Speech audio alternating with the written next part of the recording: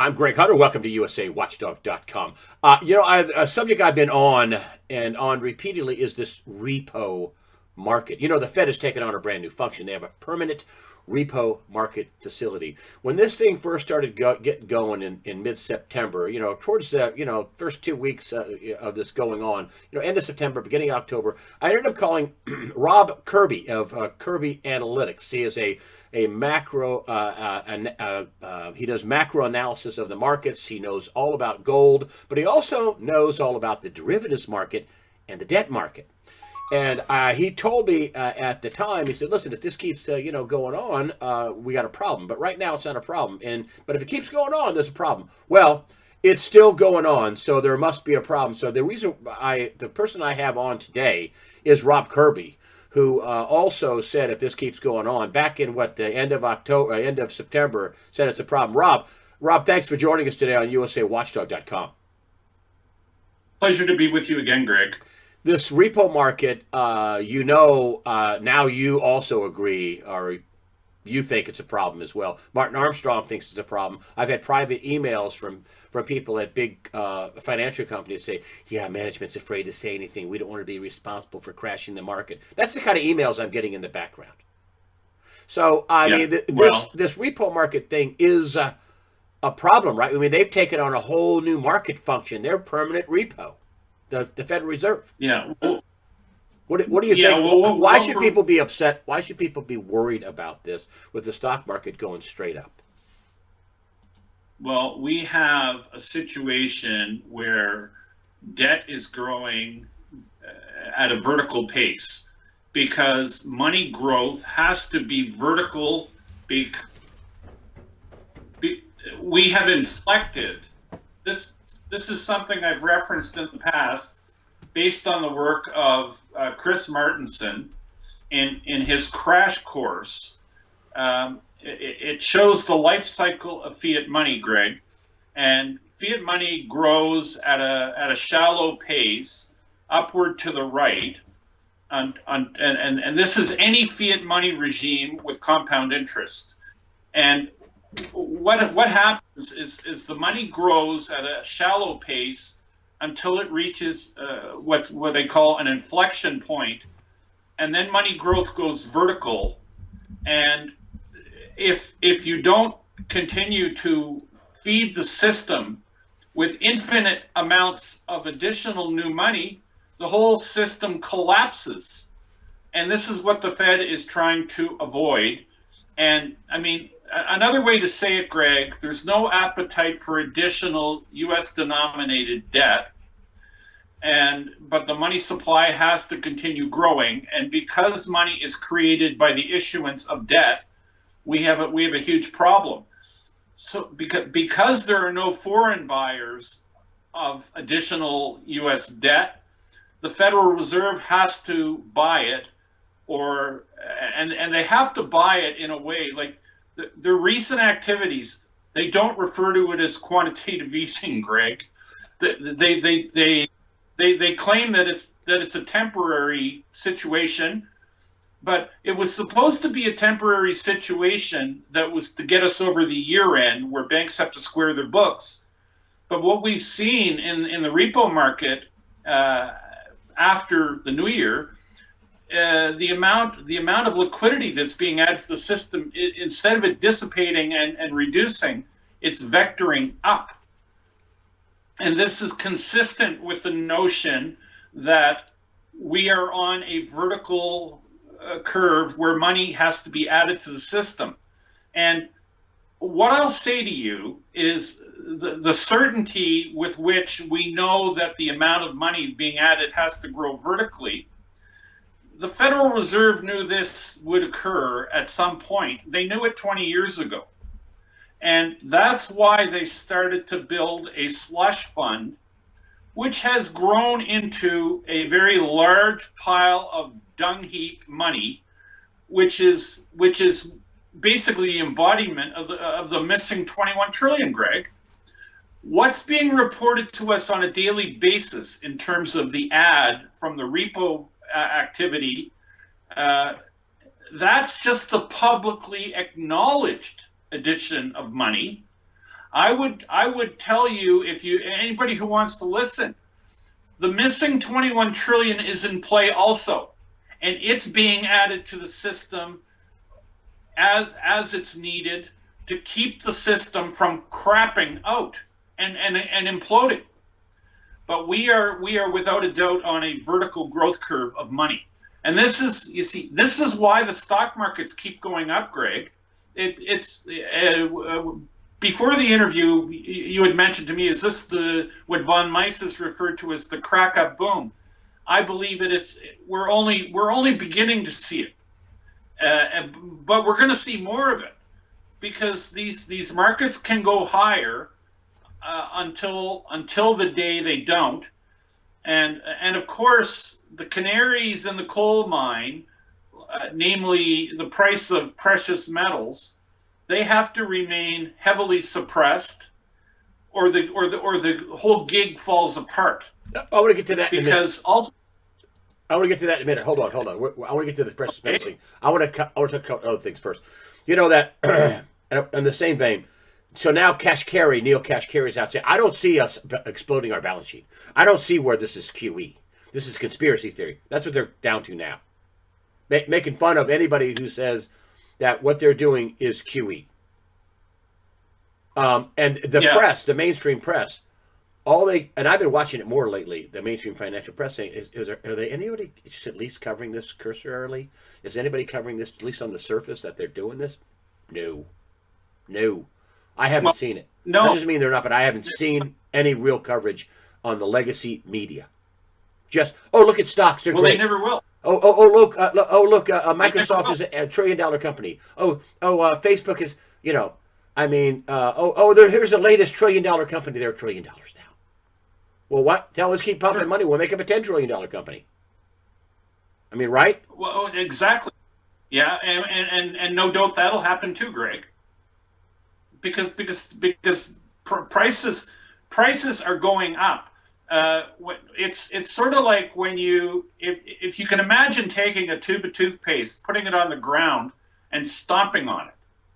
Well, if the toothpaste is going to come out of the tube somewhere, and if the cap is put on too securely, what'll happen? It'll rupture in the body of the tube somewhere, and you'll end up with a bloody mess. And this is what we're seeing, because the normal expression, the normal go-to historical places, just like when you stomp on a tube of toothpaste, it normally comes out of the cap when you have the cap screwed off. Because that's the natural path it takes. When too much money's created, Greg, historically what normally happens is money moves into the monetary metals, gold and silver.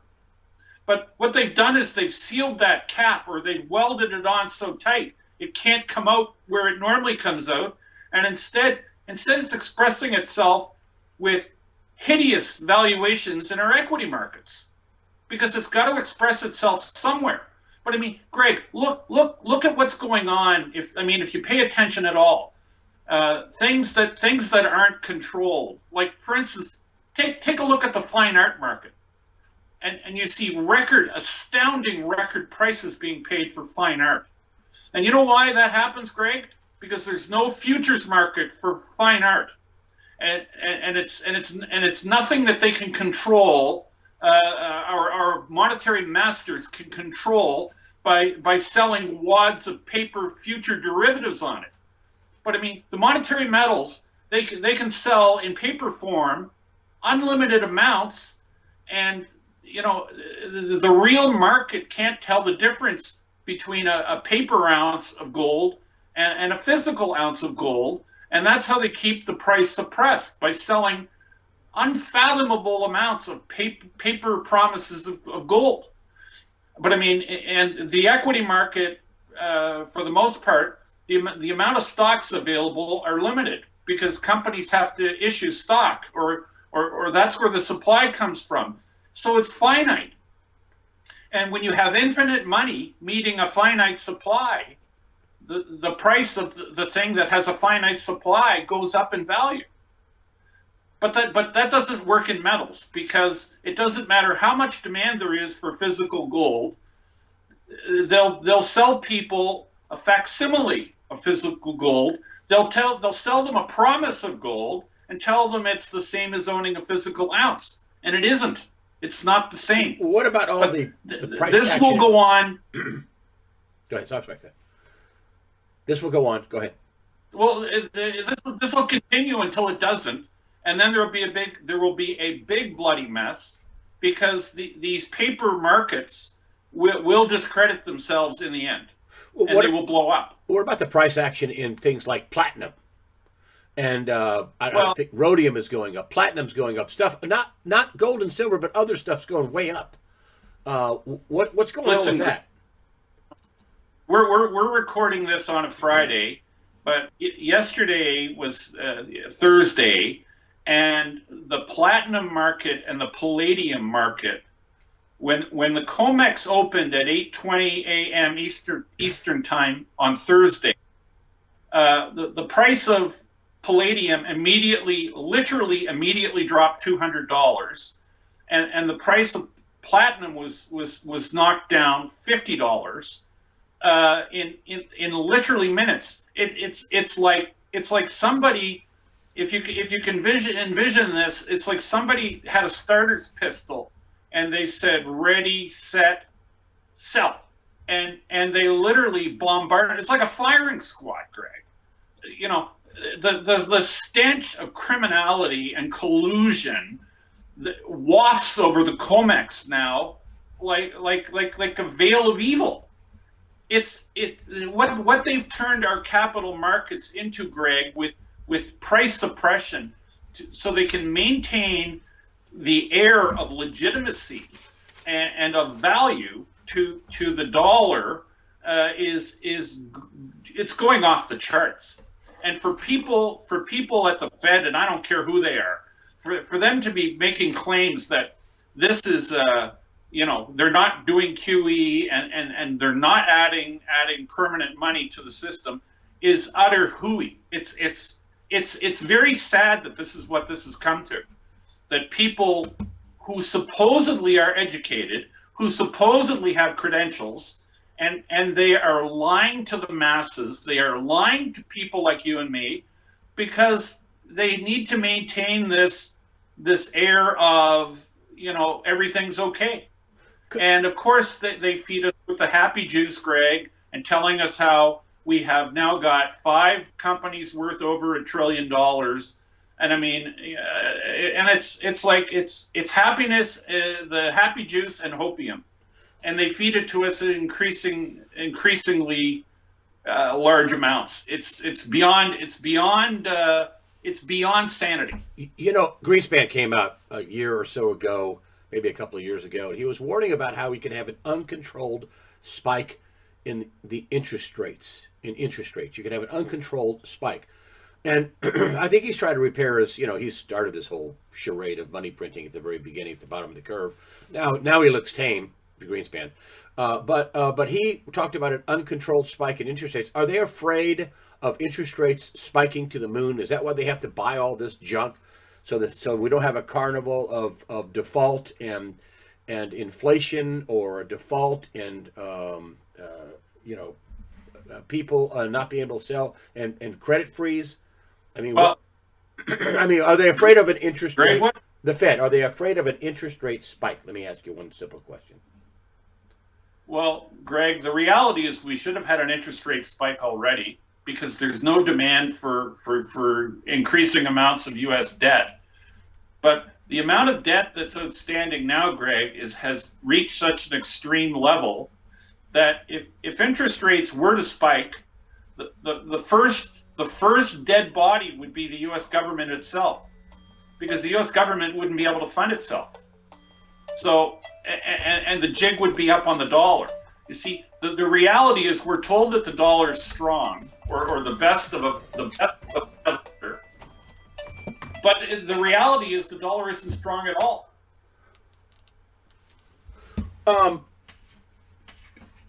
So they can't let it spike. They can't let this thing go up at this point. They can't do it. If they did, there's so much money out there, so many bad bonds out there, so much bad debt out there. if they did let it go up, it would just be we'd Well, be broke. we would have a depression so deep, and we would have unemployment so bad, and we'd have companies closing their doors, and we'd have everybody out of work. And then there would be civil unrest, and then we'd probably end up in some sort of a global conflict, because that's what happens when economies go to the ground. Conflict ensues. So, and they're doing everything in their power to prevent that from occurring. And good luck, because the alternative is to continue printing, which means we will transit into a hyperinflationary experience at some point, and it will occur. But we can't just printing money can't put this off forever. It's just we're just going to keep printing money. Well, at some point, isn't this like a body that dies, and you're pumping the heart, and you're making the blood flow through, and you got a tube down the throat, and you're pumping the lungs in and out. The body's dead. It's moving around, blood's flowing through it, air's flowing through it, but it's dead. Don't we get a basically dead body economy at some point? And isn't that point getting closer? Yeah, listen, commerce is never going to stop. As long as there are people on the planet, Greg, people will eat, and people will engage in commerce. What's dying is the money. The money's dying. The U.S. dollar it's beyond its expiration date, and this is something that happens to every fiat currency ever invented or devised by humanity. There's a landscape of hundreds of fiat currencies that have failed, and that's the only perfect batting average on the planet is fiat currencies, and the fact that they all die, and they all die because that is their life cycle. It's like human beings have a life expectancy and a life cycle. You have birth, you have adolescence, you have middle age, and then you have old age, and then you have death. And there are no 300-year-old people walking around on this planet. There were before the flood. There were before the flood. Noah was what, 900 years old. But back to the flood. No. Go ahead. But the U.S. dollar is past its expiration date. Okay, it's sort of like if you have a quart of milk in your fridge and it's dated November 5th. Yeah. And it's now January 15th. You'd be best not to drink it, because you probably get very sick if you drink it. The dollar is basically months past its due date or its expiration date, and what the world needs. We either need to have a jubilee where debt is forgiven, and historically that's something that used to happen, Greg. But our monetary masters today would never do such a thing for humanity as to give a debt jubilee. And the reason it'll never happen is because too many powerful entities and institutions are holding that debt. And if it became worthless, our banking system would collapse, which it's going to happen anyway. But it'll be at a time of their choosing, I guess, or we'll have a hyperinflation instead of a depression. Complete depression. But there are big people. The system. Go ahead. Sorry, go ahead. No. But the system. Finish your thought, because I wanted to add something. Go ahead. The system needs to cleanse itself, and it's being prevented from doing so. Martin Armstrong is worried. He says they can never stop this, and other people have written me, as I said at the beginning of this interview, that I got people writing me saying they're worried. They don't want to say anything about it. And because they don't want to cause a collapse. Evidently, this is the end is a lot closer than what we imagine. Is that what your thinking is? What is your thinking on on the end game. How does this going to end, and when do you think it'll happen? I know that the 21 trillion stretched it all out, and there's crazy things that happened that fooled a lot of people, including me and a lot of other very smart people. But that's all been exposed now. What is the end game going to look like with this kind of scenario? Well, it ends either in a global conflict, Greg, which could be a nuclear war, or it ends in a complete hyperinflationary experience, and it'll be global. If, as and when we get to that, it'll be global, and that's where we are. And it's it's sort of like when you get into a dead end street, and you look to the person next to you in the car and you say, well, where are we going? Well, if you keep going straight, you're going to have an accident, okay? And bad things are going to happen. But that's where we are. You see, it's the old cliche: kick the can down the road. They've been kicking the can down the road for a long time. And the problem is now, Greg, they're running out of road. There's no more road to kick the can on. So, but their go-to thing, up until now anyway, and I guess for the foreseeable future, is they're going to try and they're going to try to just keep printing money and keep lying to people about what's really going on in our world, so that people don't lose faith in the money. Well, because when you print much of it, people lose faith in it. I think that the reason why, one of the big reasons why they want to kick Trump out of office, which I don't think they're going to be able to do, at least I hope not, is because they wanted Hillary, that criminal, in to remediate this. They thought this would blow up in this time frame. They, in their wildest dreams, never would have thought that some billionaire would pony up their own money and people would actually like him and he would actually tell the truth. He's not perfect, I know that, but still, he's going to remediate this jubilee, this bankruptcy, whatever, a heck of a lot different than the global powers want it remediated, want it taken care of. Well, yeah. And I think that's why they're wanting to get rid of him. They're wanting to get rid of him because, They want to get rid of him, Greg, because they can't control him. If the system's going to blow up, they want a person in charge who they have control of. They do not have control of Donald Trump, not the kind of control they want. Now, I know he has a lot of bad influences around him and a lot of traitorous people around him, but he is still his own man. He's Donald Trump, and you know what? He knows the difference between right and wrong, and what they're afraid is that he might speak out of turn, and he might point the finger. He might point the finger at the true culprits in this breakdown that's coming. Yeah, that's why they want him. Okay, and for that reason alone, and that's good enough for them. That's why they want him gone. And he may do something that actually is for we the people instead of we the scummy banker, elite Luciferian New World Order that put kids up at Thunberg, to do their bidding at the UN. Like she could get that gig, she could talk in front of the UN.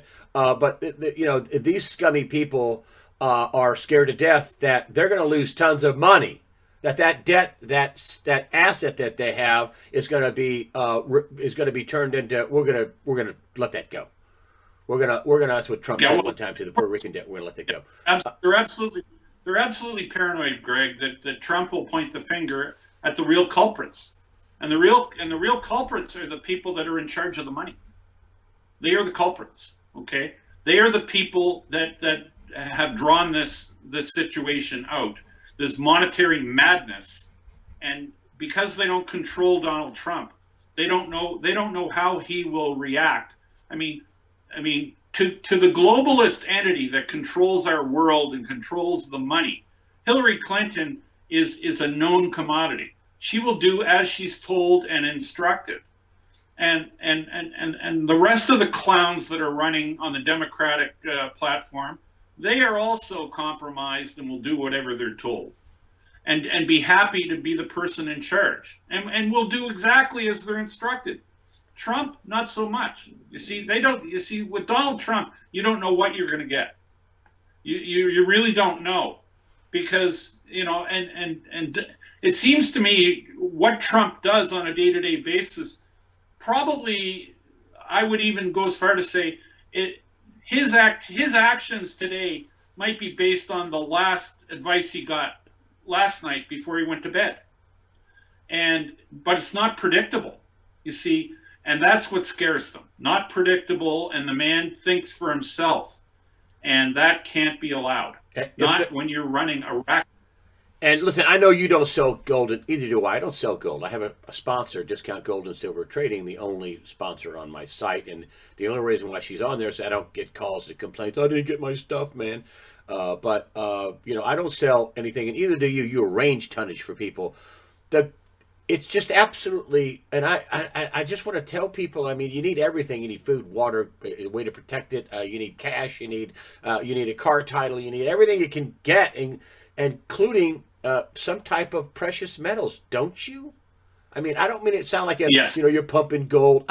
Listen, this is so awful that you better have something rock solid in your hand, right? Can you talk about that? I mean, yeah, Greg, what you need to have some of, I'm at a point where I would say it's probably not a bad idea to own a little bit of crypto also. All I'm saying is you have to have dollar alternatives. You need to have things that will survive a reset in global monetary affairs. And historically, gold and silver serve that function very well, and it may very well be that going forward, it's possible some of the cryptos, in my view, will probably do well. I can't sit here and tell you I know which ones exactly are going to do that. I mean, we can look at Bitcoin only because it's the biggest one by market cap, but whether Bitcoin is the ultimate cryptocurrency that the world's going to be using. I mean, there's no doubt in my mind, Greg, that cryptocurrencies will have a bigger part in our lives in 5 years than they do today. But if markets are ever allowed to, if markets are ever freed, like as in precious metals, if they're ever freed of the shackles that they've been bound in for a very, very long time, we will see physical metal take its place. At prices in nominal terms that we can't even imagine today. But that is not really a reflection of precious metal going up. What it really is a reflection of is the existing currency unit, which is being debased at a geometric pace now. It's really a measure of the current monetary unit, the dollar, losing all of its value. So, the reality is, and there's an old statement that in Roman times, an ounce of gold would buy, basically would outfit a man like in a suit, a pair of shoes, a shirt, and a tie. When the dollar collapses, and if a suit goes to costing $300,000, you can rest assured that an ounce of gold will still buy a suit, a pair of shoes, a belt, and an ensemble, because that's a universal value. Excuse me, but this is the way precious metals survive monetary debasement. Like back in the 1920s when gold was $20 an ounce. You could take your 1 ounce gold coin and you could buy a suit, a pair of shoes, and a tie, and you could do that for $20. But in today's world, that's more like $1,500.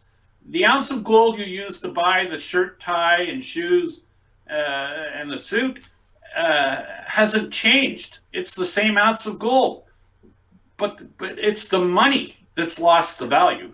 It's not that gold's gone up in value that much, but when the dollar ultimately collapses, which it will, because they're producing way too much of it, there will be a readjustment, and the metals will spike because they have to spike in nominal terms because the existing currency unit's going to zero. And you know how and this will happen. and you know how gold is. You don't know how Bitcoin or some cryptocurrency, although something's gonna make it. But you do know that hard metal, precious physical metal, is gonna make it. You knew it's gonna have some value somewhere. It will not go to zero, which is the allure of Well, it. it never has. Yeah, you got to have some of it. It never has, and it never will. Yeah, Rob Kirby, thank you for framing this repo market and the vertical curve. Basically, it's just a way to make the money go straight up. That's what the repo market is. They're now feeding the vertical curve of the market to keep the system from imploding. Is the short summation of this video. Yeah, it's mathematics, Greg. We are seeing mathematics at work. The money supply has to continue growing straight up vertically, or the system collapses and we get cascading defaults and bankruptcies. And we may get that anyway. We may get that anyway. Right? Yep. Ultimately, we will. Yeah. Rob Kirby. Ultimately, we will. I agree with you. And so do a lot of other people. And some people aren't speaking out because they're afraid. As I said, I got emails saying, we're afraid the system, we don't want to be blamed for the system collapsing. Wow, it's that weak that you could say something and collapse the system? Woo. Anyway, Rob Kirby, thank you for your Kirby Analytics. You have a newsletter at kirbyanalytics.com. I'll put the links up to your newsletter. I think it's $145 a year. You also personally send emails to people. You're a smart guy. You're a relatively prolific writer. You put out a lot of content for your subscribers, and I appreciate you coming on and putting your brain on parade and giving us some of your macro economic analysis to this situation that we find ourselves in. Rob Kirby, thank you for joining us today on USAWatchdog.com. Been my pleasure, Greg.